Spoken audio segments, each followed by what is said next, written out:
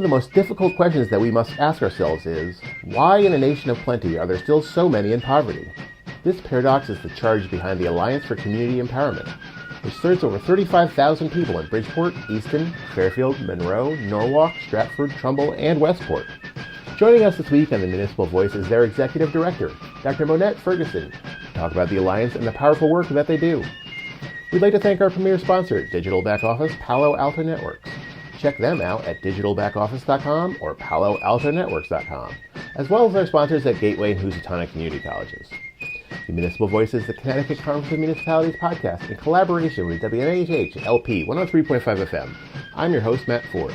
As always, be sure to give us a like and let us know what you're thinking in the comments.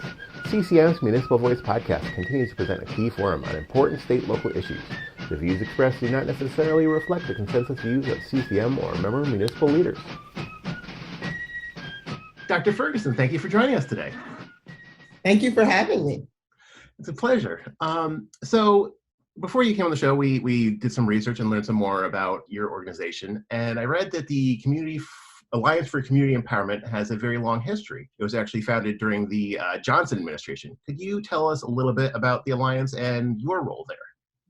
Absolutely. So the Alliance for Community Empowerment was, you're 100% correct, founded during the War on Poverty. We are one of 1,300 community action agencies across the country, founded by Congress to give a local approach to the war on poverty.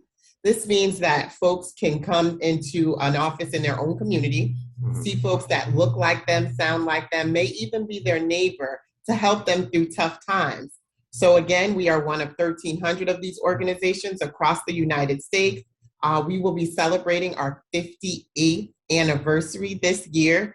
Again, the war on poverty is still being fought, unfortunately, but thankfully, organizations like ourselves are still standing.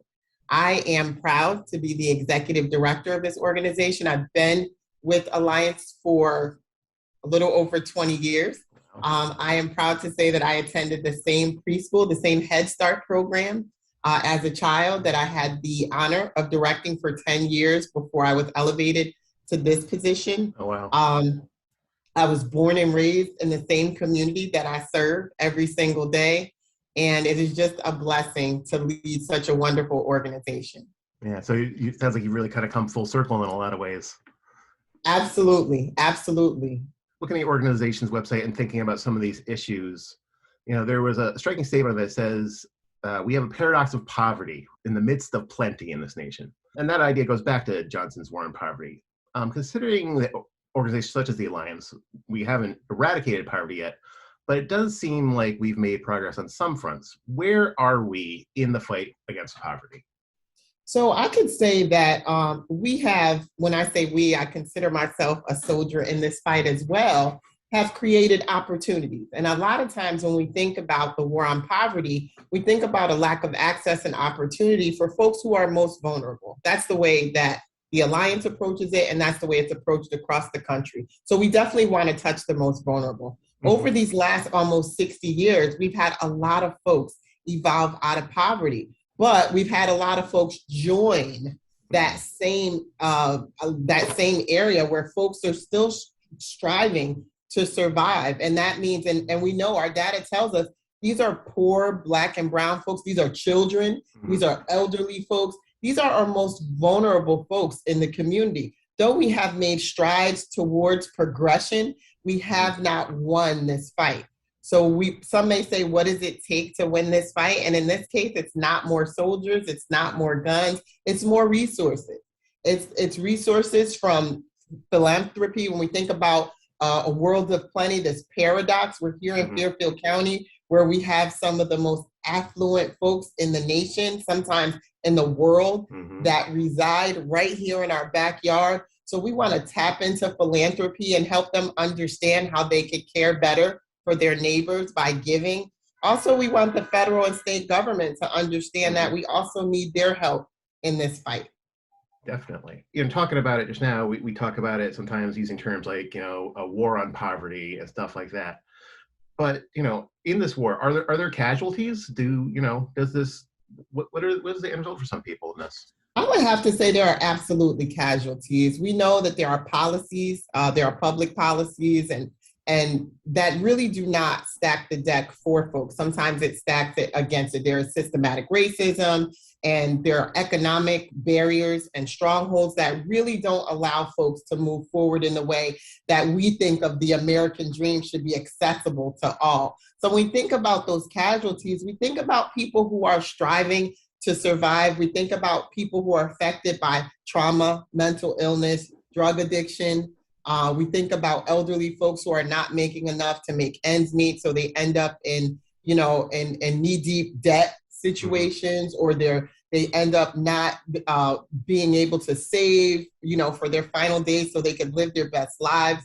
We think about young folks who are striving to go to college and can't afford the debt that comes along with that. So there are many casualties when this war on poverty, but again, we are optimistic. I always say I need to put myself out of work. If I put myself out of work, I've done a good thing. You succeeded. This is what we strive for. So we touch the most vulnerable, we help them, each one reach one, each one teach one. And then by creating this chain of folks who could touch each other with resources, opportunities, and access, we could continue to make progress. There's a lot of inequality in our society right now. During this pandemic, the top 1% has seen their wealth grow. From your experience, what does that do to the concentration of wealth at the top, do to those that you serve? Does it seem like a rising tide has lifted all boats, or are other people missing out? I definitely think that the 1%, because they make smart investments and they have access to capital, rode that wave to more prosperity during COVID. There was some smart investments. If you had that foresight and you got in on the ground floor, we see where folks like Jeff Bezos and his peers really were able to thrive during that time.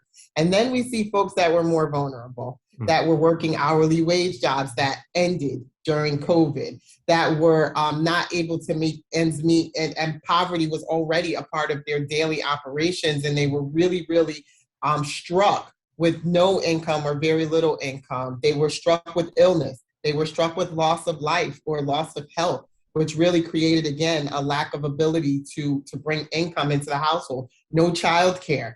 I could go on and on and on with all the barriers that were created for regular, everyday working folks. And again, compounded for folks in poverty during COVID, where we did see across the way here, other folks really thriving. I have to say that Alliance was the recipient of great philanthropic gifts during that time. I have to say organizations like Fairfield County Foundation and other philanthropic organizations, really the Tauk Foundation, really reached out to us to say, you all are boots on the ground. What do you need? And I think that was the best, for me, the best way or the best visual of how philanthropy and community action can work together, not just writing RFPs or not just, the focus groups and all the usual suspects, but really asking us, what do your folks need? What are your folks saying to you? Where's the need? And let's try to fill that need. Let's try to fill that gap as best possible, and then create a relationship around those facts. Yeah. Looking to how to deal with some of this stuff, some of the more important questions that we have to answer before we can start solving some of these issues is, what are some of the root causes of poverty? So we definitely here at Alliance, and we were formerly known as ABCD, we rebranded 3 years ago. And one of the root causes we have identified through a research-based process, through a community needs assessment, which we do every 3 to 5 years. We did it again during COVID to really get the temperature on what our community needs. And we definitely see under and unemployment as one of the root causes of poverty. We understand that folks that are underemployed or unemployed have a hard time clearly making needs met. And there's a lot of reasons for that. That could be illness, that could be mental illness, that could be drug addiction, that could be dependency on lots of things. But if you do not have solid income and a way to help to raise your family in a way that helps them make ends meet, that is a constant traumatic struggle that is very, very difficult to escape from.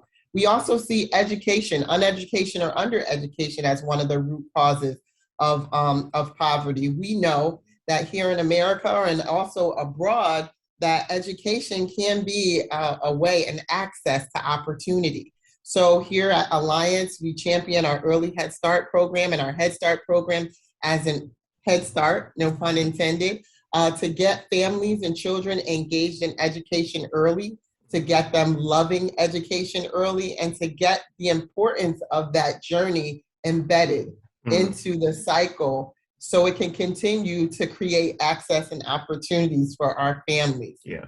So those are the two main root causes. We also look at housing instability. We look at food. We look at food insecurities as well. And we know that these root causes are things that are really hard to come up. They're barriers for folks. So we, within here in the Alliance, we have programming that really gets to those root causes.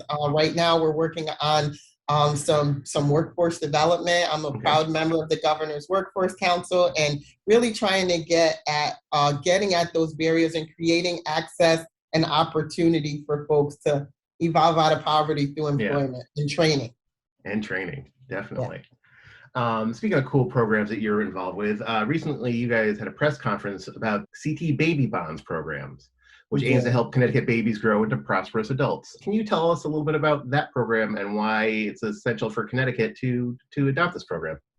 Absolutely. And Connecticut is, infamous or famous for being first. And this is one of the states that is first in what I consider to be a game changer for children that are born into poverty. So the Connecticut Baby Bonds program, and I can't remember the exact amount, I want to say $1,200 or $1,300 is given, put in an account for babies born. Now the legislature just pushed the date back to any baby born into poverty, meaning they were born on Husky, receiving state medical assistance at the time that they were born, to place this money into a savings bond account that will be accessible on their 18th birthday for the purchase of a home, education, the start of a small business, all the things that are barrier breakers for our children once they reach a certain age.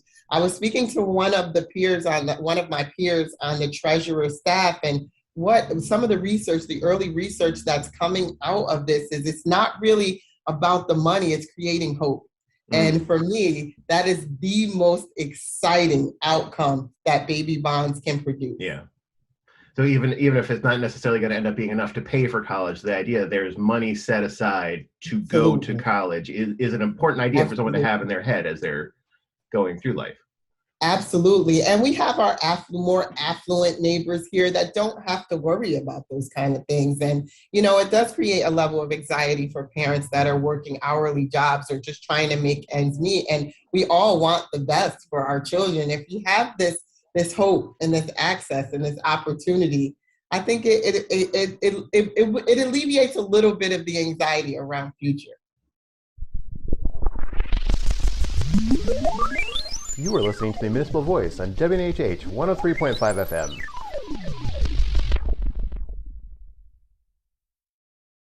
The Alliance seems to be broken up kind of into 4 departments: early learning, energy assistance, youth services, and then supportive services.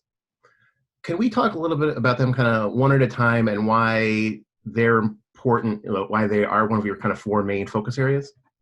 Absolutely. Earlier, we talked about barriers and we talked about those root causes. So early learning, to our earlier point, really gives early access to quality early childhood experiences.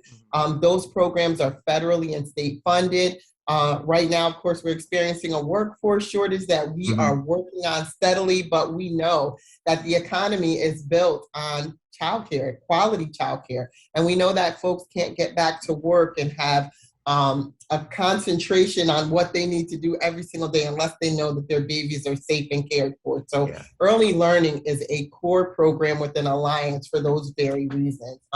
Energy assistance, that's a program, a federally funded program that helps our community stay warm. It helps their utility bills be paid.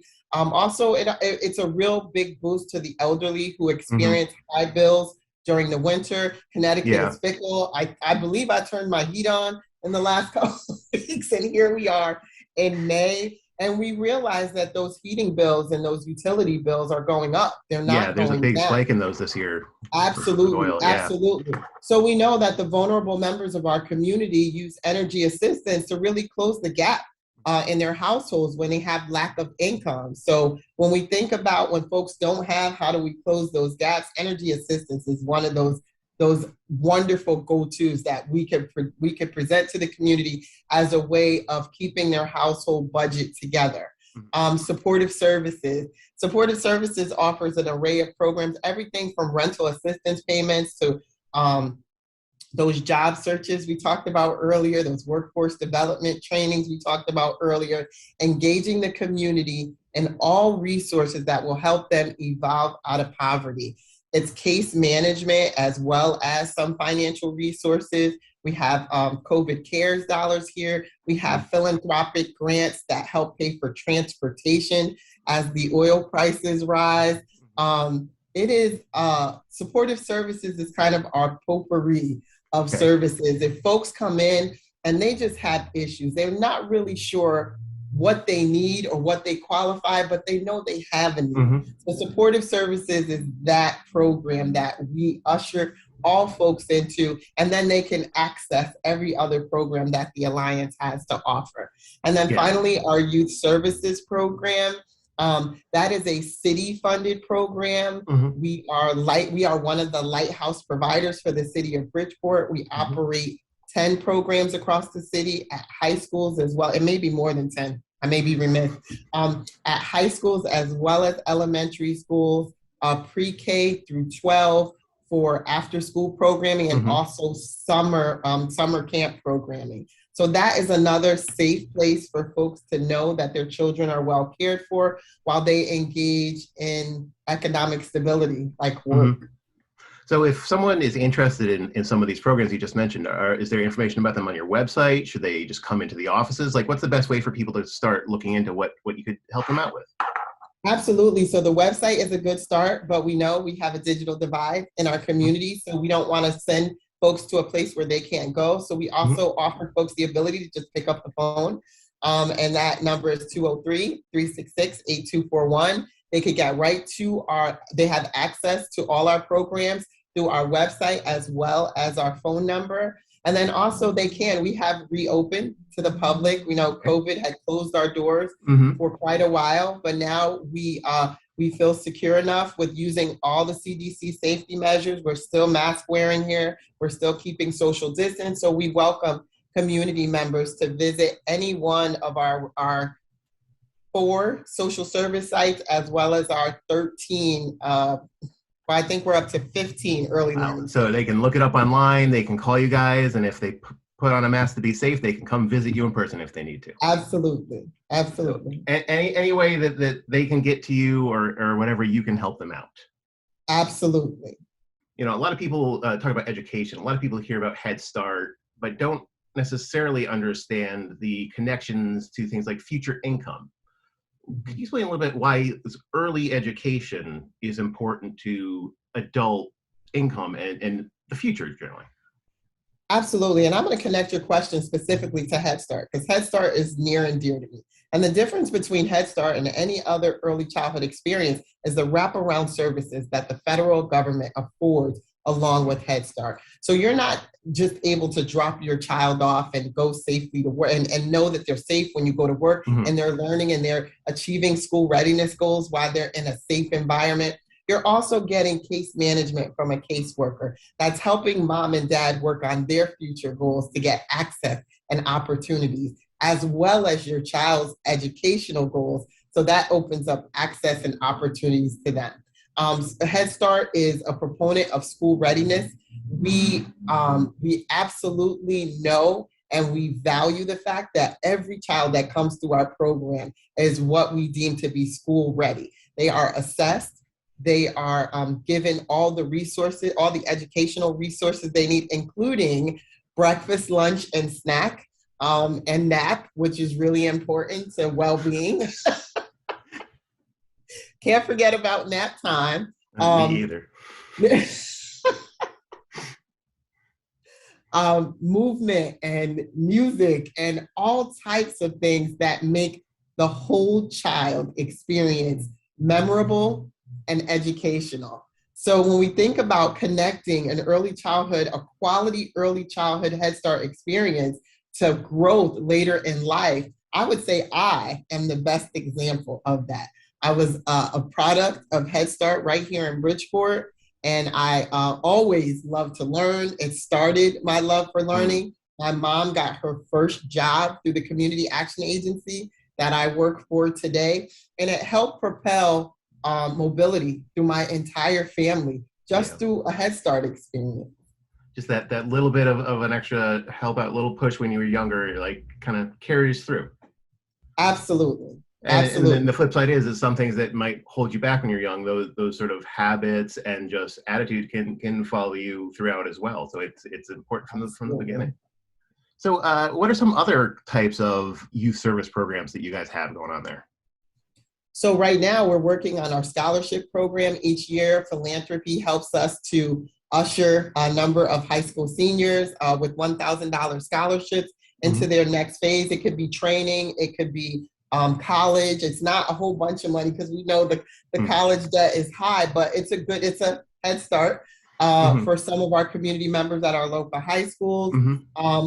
We have volunteerism right now. We are working on a program with Harding High School. We actually have a child care center in Harding High School. They're also offering ECE 101 through Housatonic Community College at Harding High School. So we will be offering ECE, early childhood education?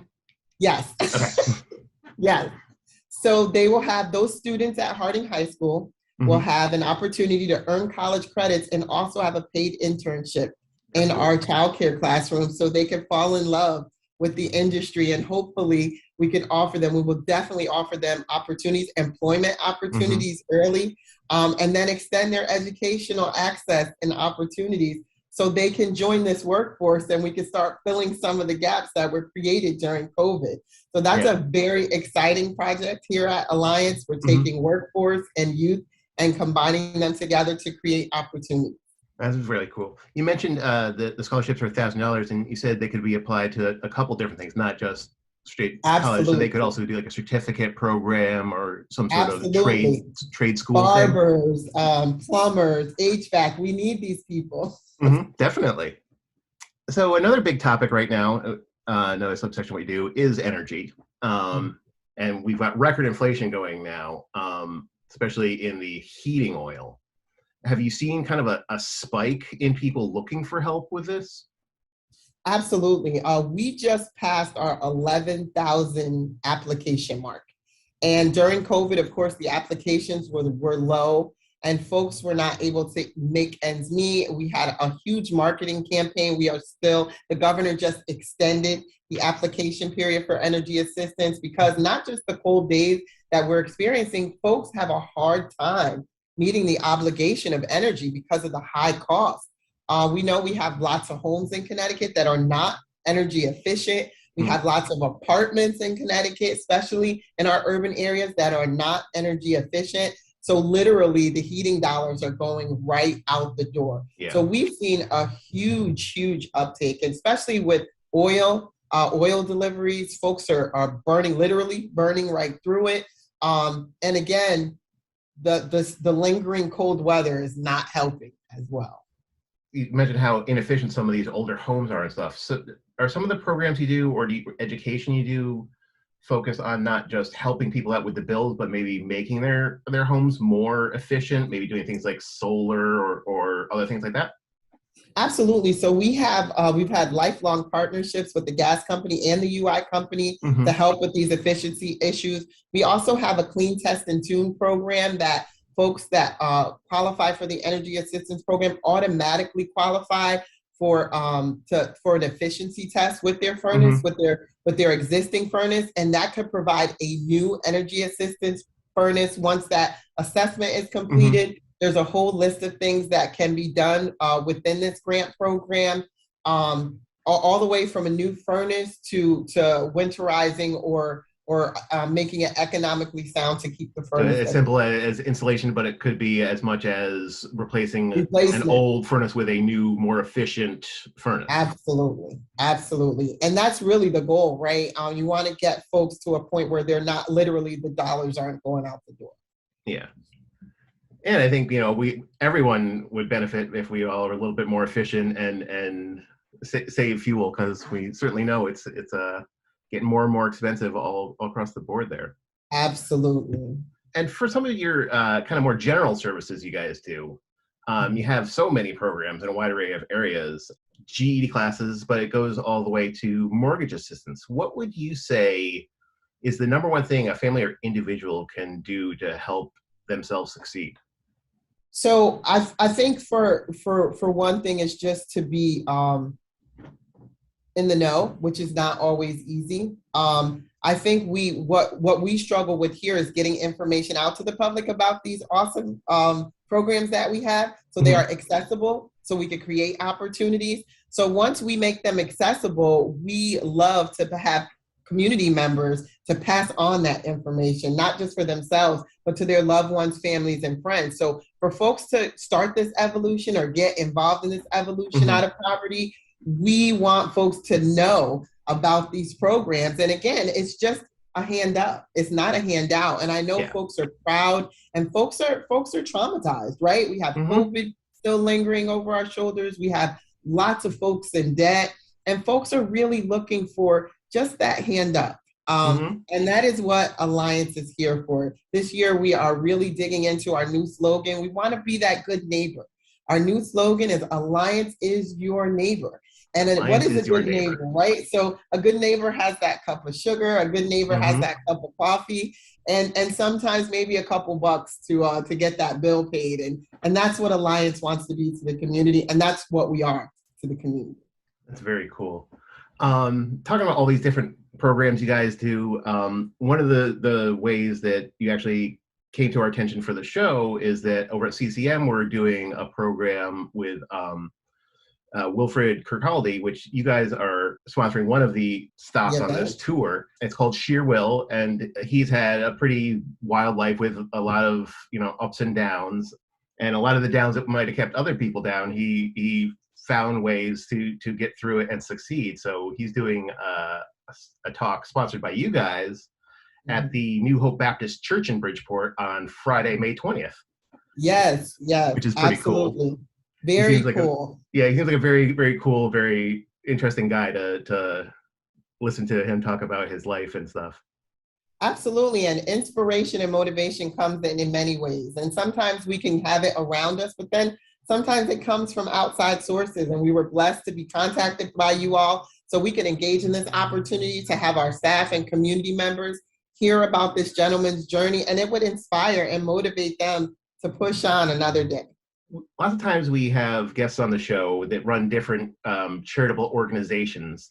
We've had, the Coalition to End Homelessness, and we ask about that work specifically, the problems of poverty and homelessness. But we also like to ask organizations where they see the future. Do they see a future, as you mentioned, where you don't exist any longer? And where do we get to that world? What does Alliance need, and what does Connecticut need to make that future a reality? So Alliance relies on community partners. None of this work, we can't put ourselves out of business alone. We need to lock arms and braid our services together and our opportunities together with community partners. So like the program we just talked about is us and you, along with Dalio Philanthropies. So 3 coming together. Yeah.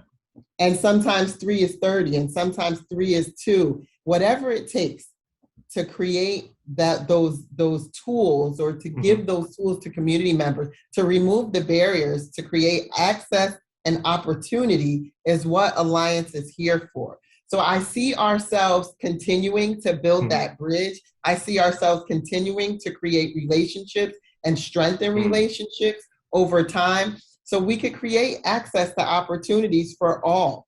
Yeah. So a really important part of what you're doing is not just the programs themselves, but connecting the private sector money with the needs of the public. Absolutely. Right. Absolutely. And you've talked some about the philanthropies and some of the federal dollars. Did any of the American Rescue Plan dollars come to you guys? Has that been helpful for you and Absolutely. other organizations in Connecticut? Absolutely. So through the city of Bridgeport, we completed RFPs that were successful for Mm-hmm. specific programs here in Bridgeport. In addition to that, the Head Start program was recipient of specific CARES Act dollars for those families that were engaged in those programs. And then the Energy Assistance Program as well. Our Mm-hmm. CSBG dollars also has CARES to expand and create flexibility for those programs, some of the supportive service programs that I talked about. So CARES Act dollars, American Rescue Plan dollars have been a huge part of moving the needle for folks that were already vulnerable and already feeling the sting of poverty Mm-hmm. to help evolve out of a hole that was made a little deeper by COVID. Yeah, definitely. So we've talked about how people can find out more about your programs and how to get some help from you guys.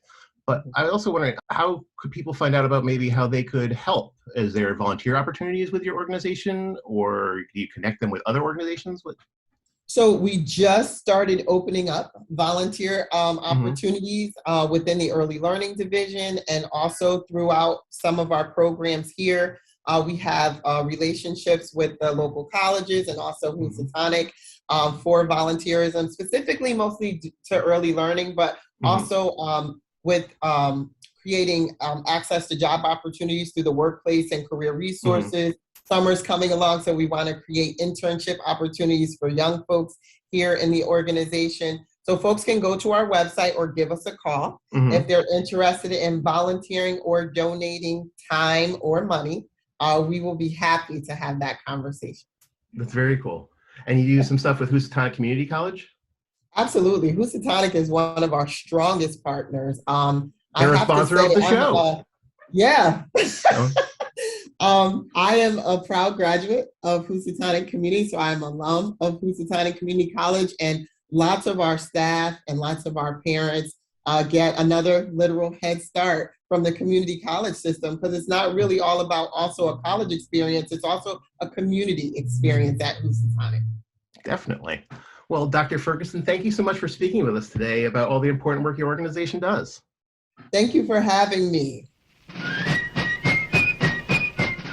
We'd like to thank our guest, Dr. Monette Ferguson. I'd like to thank our premier sponsors, Digital Back Office Palo Alto Networks, who you can check out at digitalbackoffice.com and paloaltonetworks.com, as well as our sponsors, Gateway Community College and Housatonic Community College. Learn more at gatewayct.edu and housatonic.edu. The Municipal Voice is a co-production by CCM and WNHH 103.5 FM. Kevin Maloney is our executive producer, Christopher Gilson is our producer, Harry Draws is on the boards, and I'm Matt Ford, your host. Be sure to check out our Facebook page and give us a like, and watch out for our CCM chat series on our YouTube page.